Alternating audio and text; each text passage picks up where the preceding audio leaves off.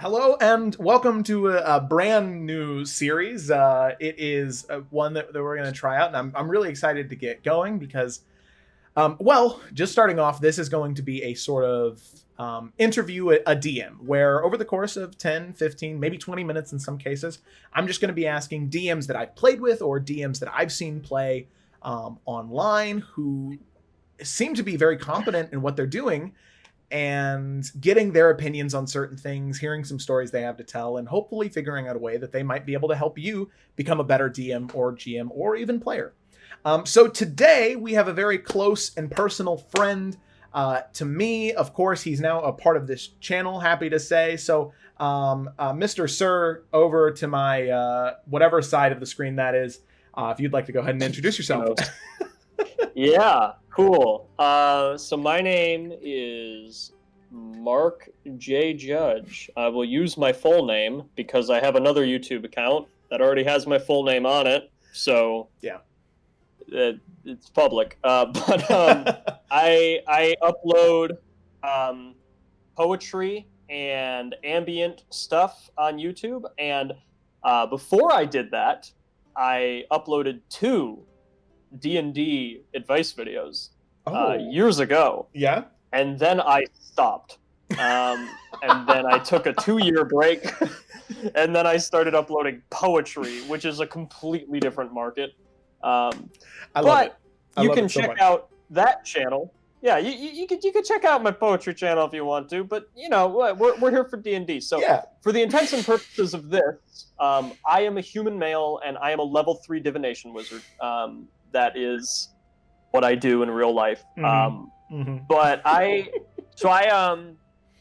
have a degree, a bachelor's degree in theater, and acting and writing specifically for stage and screen. And I kind of am doing the thing that a lot of people do after college when they get one of those degrees, is that they find a job that isn't that, and then they try to find ways to integrate the arts into their life. So that's what I do on the reg. I write on commission for people once in a while, and I try to make space for my writing and stuff. As far as D&D, I've been playing, I guess, 5 years at this point. I had played before when I was really young, like 3rd edition, with some friends, but it was always just a one-off thing, and I thought the concept was cool, but it never really developed into anything. I was never in a campaign. And then in high school, I had a group of friends who were really into video games. We played video games together a lot, and I told them, man, one of these days, one of you should buy the stuff for D&D so we can play that. And they went, oh, that's cool, you should buy it. And I went, all right, fine. So I went out. It's good friends. This is a good friends. I was the friend that had the car and the allowance, so I was often used in that way. Yeah. But I went out and bought the stuff, and I realized early on, being the friend with the car and the allowance, I was kind of the group camp counselor. So I realized that I would need to be the dungeon master very early on. I realized that this wasn't really going to take off unless I did that. So I crash coursed the player handbook and taught myself as much as I could. And then I came up with a pretty cut and dry story about these 3 random characters that they had made, and they are connected by prophecy. And I'm going to figure out what the prophecy is later. And then, and then we just started playing. And it was a lot of fun. That campaign never finished because I had no concept of how much time was actually in a year. And I remember making this like a Assassin's Creed web of villains and like this entire crime syndicate. And they dealt with 2 or 3 of them, and then I was like, oh geez, it's April, I'm gonna graduate soon. So that campaign didn't didn't end, but I learned a lot just kind of diving right into it rather than reading stuff and trying to figure out the best way to do everything. Yeah, so you kind I of got had to this. college. Yeah, go ahead. I was just going to say, you had this start where you were kind of submerged head first, or feet first, right? You were just sunk in the deep end. Yeah. It doesn't matter if it was head or feet first. All of you was in the pool at the same time. Yes, I am in the pool. Yeah, and you were drowning for a little bit, and then you eventually found your footing, and that's awesome. That's really... so many DMs are afraid that when they first make that jump, that they're not going to be able to float up to the top, to use this extended metaphor that needs to die. Yeah, let's make sure we keep talking about water. Yeah. But yeah, so yeah. That's awesome that you were able to find your footing in high school, so that way when you eventually got to college, I'm sure that from that point on, things really started to kick off in a very upward trajectory, right? Yeah. And I got into a group in college, but this time it was through like a campus D&D program. Mm-hmm. They were like D&D matchmakers. You just signed up as either a player or a dungeon master, and they got you people. So I ended up in a group, and I was pretty nervous because I knew that I could do it, and I had been doing creative writing and performing and music and stuff like that for most of my life. So I was able to use those skills pretty readily as a dungeon master, as far as portraying characters and coming up with tense story moments and twists and all that. So I already went in with that edge, and I know not everyone has that. So that certainly helped. But yeah, playing in front of, I came in as a dungeon master with a group of 5 people that I had never met before.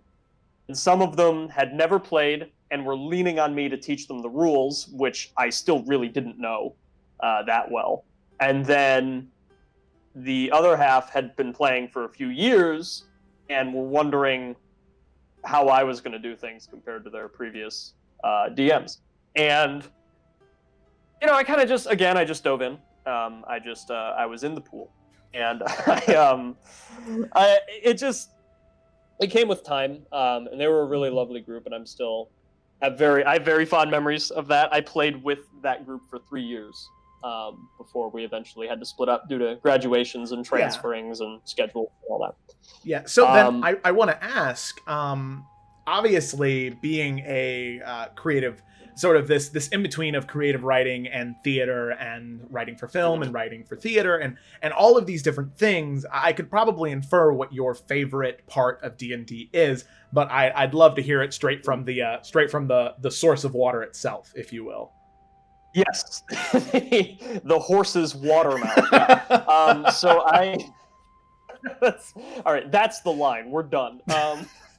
But I think, I think the social pillar, as we often talk about the exploration, combat, and social encounter, as your three main pillars of the experience. And I think the social pillar comes most naturally, but it's the one I enjoy most. But I think, truthfully, I probably, as far as my note-taking and prep, I would say I put equal focus into all 3 of them. Because I really think my thing is telling the most satisfying,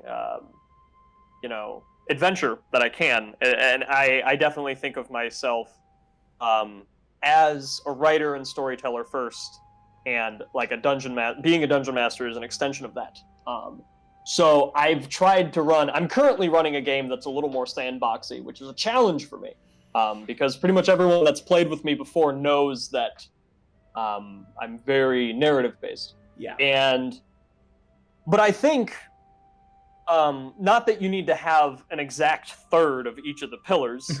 I think that'd be a little ridiculous to, but I think gripping combat that has real choices in it, and isn't just fighting to survive all the time, and exploration that isn't just random encounters in the woods, but is part of the lore and the world building and all of that.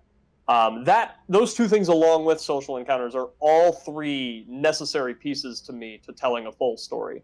I think of like D&D is kind of its own unique medium, but I think the thing it's closest to is like a narrative video game. At least the way that people play 5th edition. And so I think of like Naughty Dog games that I've played recently. Last of Us 2, that's the hot button one right now. And I just can finished put it in my the thumbnail second now. playthrough. Yeah. Yeah, that's but I just finished playing through it a second time.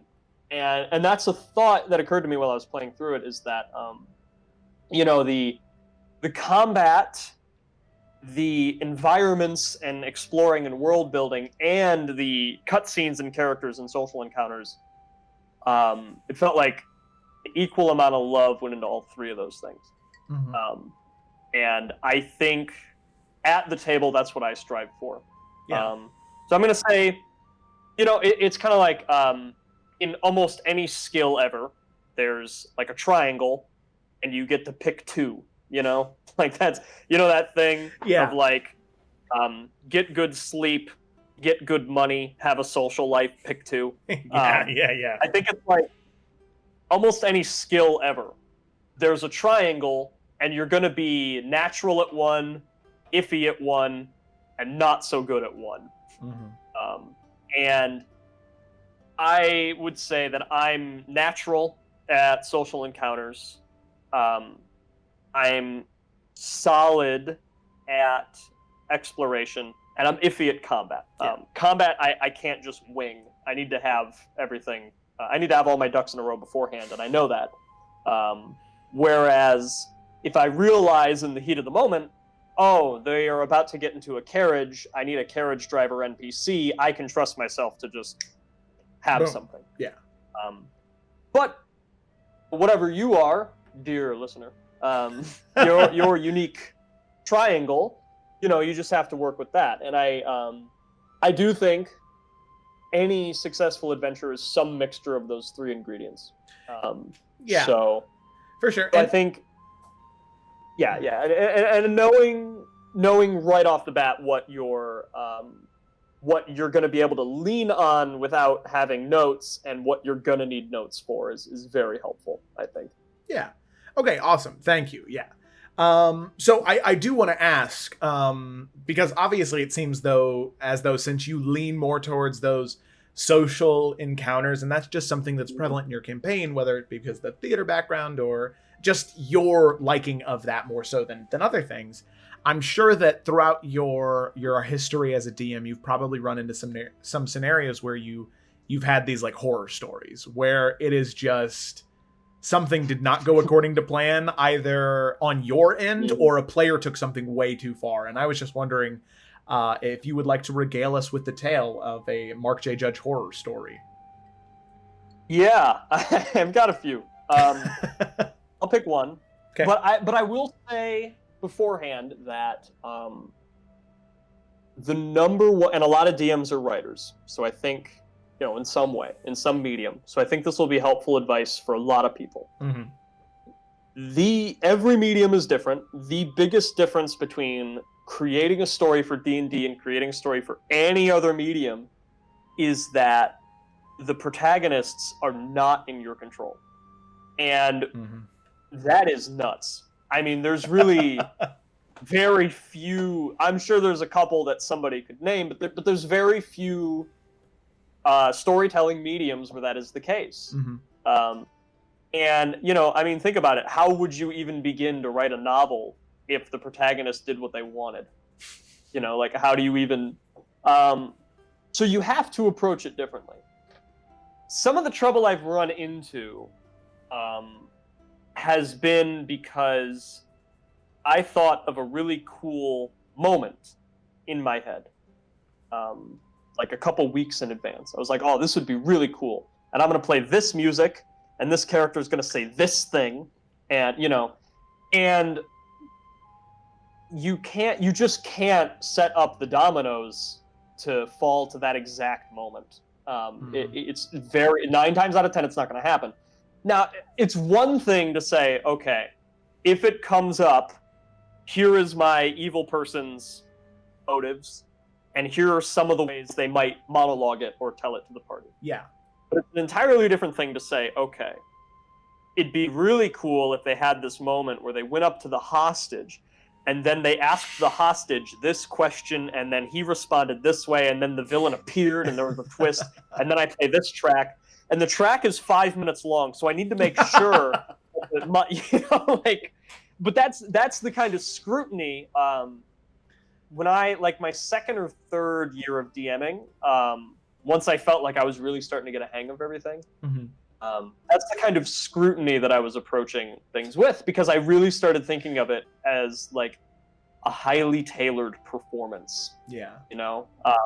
I thought about it. I had this disconnect where I started thinking of me as a performer and the players as an audience, and that's not good for anybody at the table. Because, I mean, the Dungeon Master is bringing more to the table than anyone else, and no one questions that. But everybody at the table is a storyteller. That is the promise of the game. I mean, you were, the playbook, the rule books, and all of the source material and the way the game is structured, and just the fact that you're sitting around a table in, hopefully equally heighted seats. Hopefully one of you's not on a throne or something, but it's in the structure of the thing that you're all equal contributors and you're all storytellers, and that if the players make a choice, it matters whether that's good or bad. And so I think all of that to say, I now think of it more as all of us are storytellers, and I'm sort of like, if you can imagine like an office meeting, and the manager comes in and says, all right, we got this new thing, here's my idea, let's talk about it. That's more what I go into D&D with now. Did I ever give an example of a horror story? You kind of did. Yeah. I mean, enough so that we understand that where you would go into it and you would just try and monologue and kind of tell a story to the players and not make it a cooperative thing. I would tell them the cool thing I came up with last week, rather than, come up. So rather than write a book as a DM, I would try to paint a canvas. I would say that here are some NPCs that might show up. Here are some plot hooks that might come up. Here is my stuff for this combat encounter that I know is going to happen. I don't know exactly when, but that'll probably come. And then you want to present the players with some choices. Now, if the player has written a nice backstory for you, there are some choices you can sort of count on, right? Like, if you know that the wizard has a long-lost son, and you really want them to go to location X, you can have a rumor spread around that their long-lost son is at location X, and you have a pretty good guarantee that the party's going to go there. But when it comes to these like beat-by-beat orchestrations, that is definitely the biggest difference. And that was something I had to let go of my ego, definitely, and leave that level of control to script writing, and bring my more collaborative side to the table. Pretty much any of the horror stories I could bring up were instances where the players weren't necessarily doing anything wrong.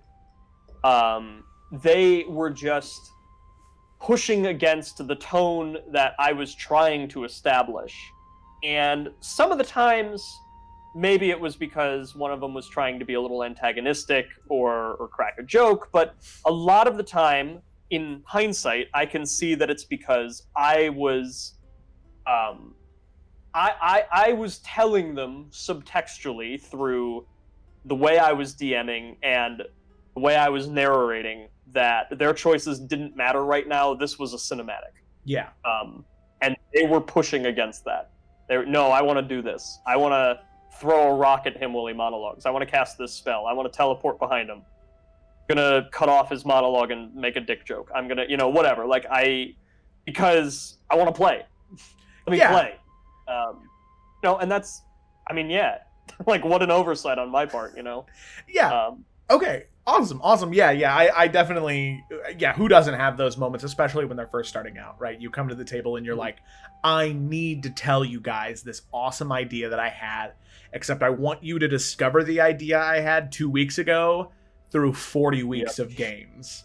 And so that's a big thing to bite off.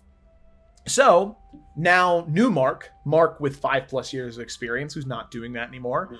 I have to ask new Mark, when it comes to, because we've already heard a little bit about how you now would prepare for a campaign, but now I want to ask, how would you prepare for like session by session? The campaign's been going on for maybe 3 or 4 weeks now. The groundwork is laid. Everybody's good to go. Everybody's grooving. You got your session. Actually, you do have your session tomorrow. What are you doing in preparation for your session tomorrow?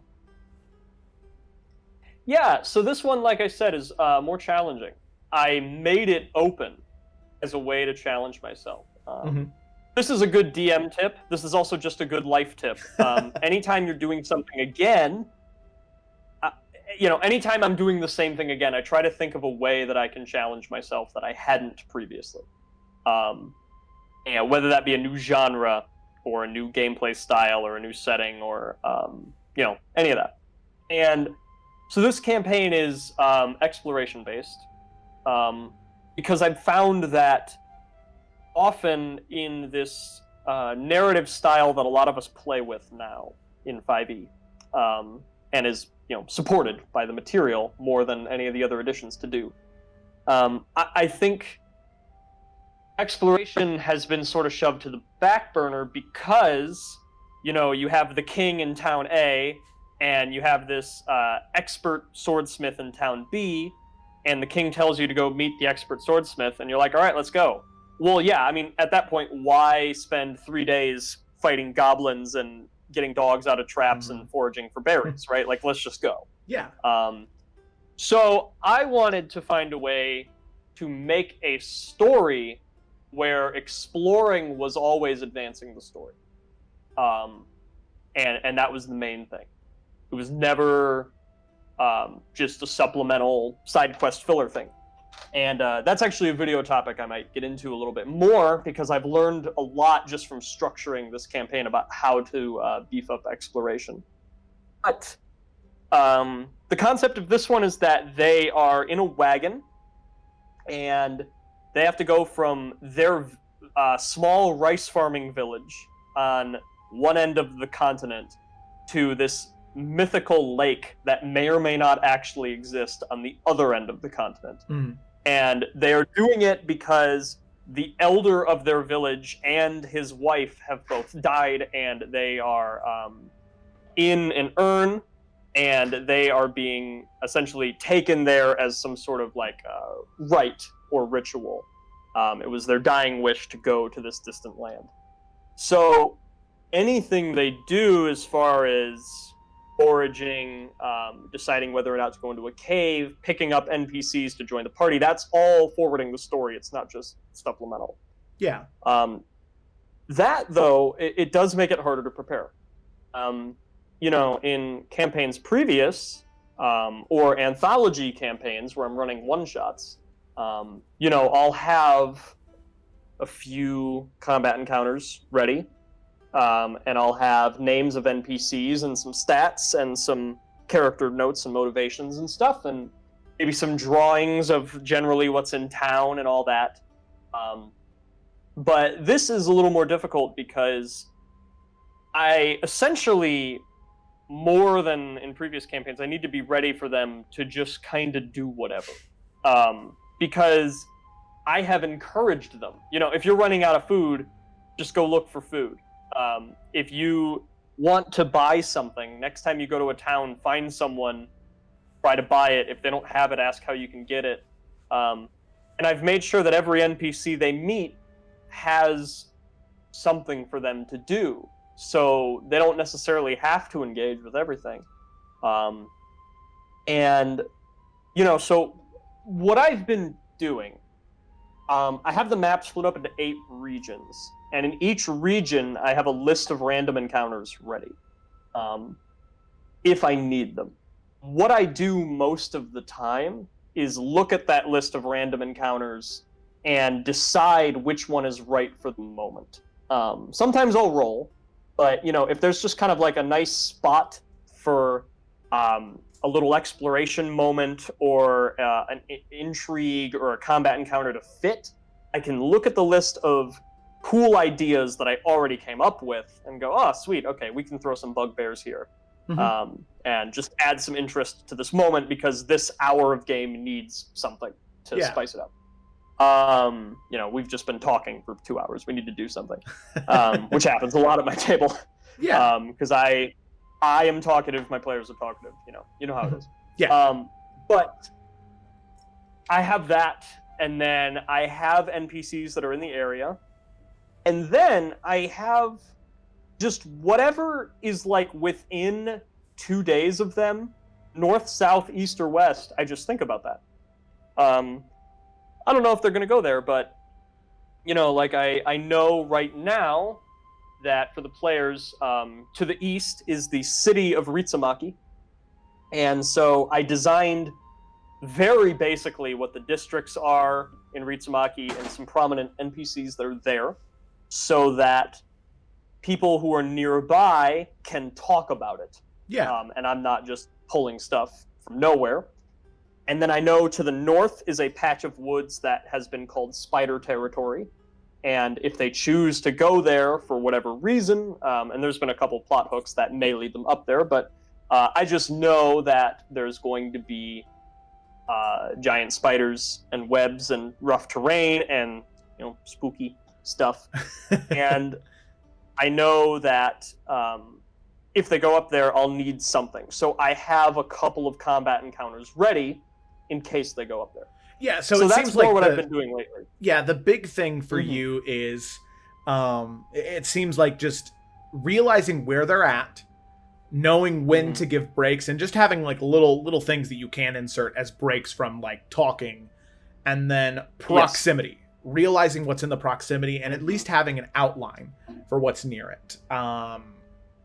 Okay. Yeah. I would say those are like the 2 main things. One is the compass. Where can they go? Just have a thing. You don't need to figure it all out, but just have a thing that you can bounce off of in the moment, so you're not just pulling stuff out of the air. And then I've never thought about it this way, but I guess it's a good way of explaining what I've been doing is think of the 3 pillars and have stuff ready for all 3 of them in case you realize that one of them hasn't been engaged with in a while. Yeah, that's a really good idea. Is, some of the random events I have written are combat, but not all of them are. Some of them are just like, you find a tree that has this glyph on it, and parentheses, if the players explore, here's what it means. Just stuff like that. And I am able to, in this, I don't have the privilege in this campaign of pacing ahead of time. Yeah. I don't get to sit there the night before and go, okay, this combat will probably last 90 minutes. Then we have 60 minutes of talking. Then there's this little exploration section. Then they go to this meeting. Then there's going to be another little combat. I can't necessarily do that nearly as well. So I sort of have to be ready to go, okay, we've been talking for 45 minutes, and then they explored a location for 20 minutes. The threat of combat needs to show up. Because we haven't engaged with that for a little bit. Or we just finished a fight, and they just finished exploring a place. Do I have any social things ready? And usually I have, I know what the NPC that they've met, their main goal is. I know, I almost like in an RPG where there's like the conversation topics. I have those on NPCs. I'll be like, this guy can talk about this. He knows enough about this that if they ask him, or if he brings it up or whatever. And so I can kind of just for like 10 or 15 minutes if it feels like the pacing is right and there's a spot that needs to be filled, we can have this little conversation. Okay. Yeah. So it is a little harder, I will say, in one way. In the other way, it's less hard because there's almost less pressure, because the players and I, it's part of the contract that every session you're going to do something I didn't prepare for, So my ego has a chance to be removed from this and not worry about this being a masterwork or, something really impressive, because we all know that every night they're going to run into the edges of what I had prepared, and I'm going to have to come up with something. Yeah. But I just try to have the resources there to do that, basically. Okay. So that I'm never Awesome. drowning. Hey, there we go. Back to the water, which it seems like a great segue into the last question I have for you, which any new GM, any new DM, if you could give them one piece of advice, one quick, short, 30-second piece of advice, do this, do this, do this, what would that little piece of advice be? It's a game. So, we have this big pressure right now with a lot of people streaming their games and getting popular, that there's a way to do this. And that there is a skill that comes with it. And there is a learning curve, of course, as with anything, but it is a game. And if you're not having fun, then I think you've lost the purpose somewhere along the way. So I think what's really important is having session zeros where everybody gets on the same page. You decide what kind of game you want to play, and then you do that, and you don't worry about if it's right or wrong. If you don't let the Matt Mercer pressure get to you, because Matt Mercer hates that. He doesn't like that this has happened. Yeah. He just wanted to have fun with his voice actor friends, and now there's this weird culture in the community now that you need to do character voices and you need to have these epic social encounters, and but if you're a number crunching table, awesome. If you're the kind of DM that makes a really detailed city or cavern or whatever and just lets the players run amok, cool. If you're beer and pretzel style and you kind of just want to screw around with your friends and have random, like, they meet a gnome with a blue beard that can like pull unicorn horns out of his pants or whatever, like, what if you just want to mess around, that's fine. The resources are there for you to do whatever you want to do. So I say just go for it and just do it and have fun. And at the end of every night, you can probably, as a DM, you can look back on something that could have gone better, and that won't change. That's just what it is. That's what any skill is, and that's good because that means you're improving. But have fun and make sure that everybody at the table wants to have fun the way you do. So that you can all just relax and not try to be impressing each other or doing it the right way. Just go for it. It's a game. Have fun. Alrighty, cool. Well, that was my last thing. Thank you so much, Mark, for your time. It was great to have you on the show. No. Thank you so much for the advice, the talks. I hope anybody listening enjoys it. Which, to anybody who is listening or watching right now, I hope you enjoyed. If you'd like to hear more from Mark, you'll actually have the chance to here in the next few weeks or so. You'll see content from that beautiful man right there getting uploaded to this channel, and it'll be a good time. So if you liked the... go ahead, please. I was just thinking, hopefully the video content will be more regulated, because I know I'm a rambler. So hopefully, I have good ideas for some of them, and I think that there are topics that the community as a whole tends to gloss over that have made my games a lot of fun. So I'm excited to start making a few videos again.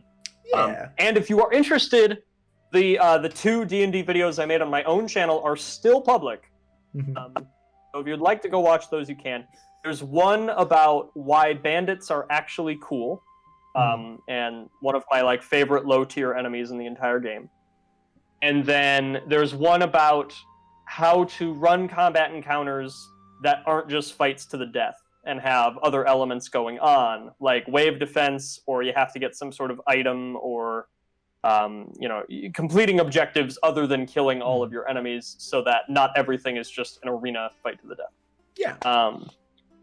So those two are still public. I still vouch for the advice in them. So if you want to go check those out, you certainly can. Okay, awesome. So I'll link those in the description in case you want to check those out. And but I think other than that, we are finished here. So if you liked the video, like and please subscribe, ring the bell so that way you get the notifications whenever I upload. Well, whenever Mark and I upload stuff. Please, I created a Discord if you'd like to come and talk about D&D with other DMs that I've played with, people who I DM for. Follow the link in the description to join that Discord. We'd love to have you there. Love to get to know you. You'd have input on what videos we do. And leave a comment saying who you'd like to see interviewed next. I'm really trying to start with the people I know, but who knows? Maybe one day this series will end when I get to interview Vin Diesel, the sort of, or Matthew Mercer, so people who are known for famously for their DM and interest in D&D. But that is it for today. Thank you so much for watching, and I guess I will see all of you on Thursday for live streaming of the Salamander Coast Session 5 title. To be determined, probably Why Are You Blue Still? That'll probably be the title. Why Are You Blue? Electric Blue Glue. Yeah. God, why? Alrighty. And if you have questions about that, check out the Salamander Coast on this channel. It's a great campaign featuring Mark as Cecily and myself as DM. So yeah, thank you all for watching. I've said that like 3 times, but I am very appreciative, and I hope that you all have a great rest of your day. Bye.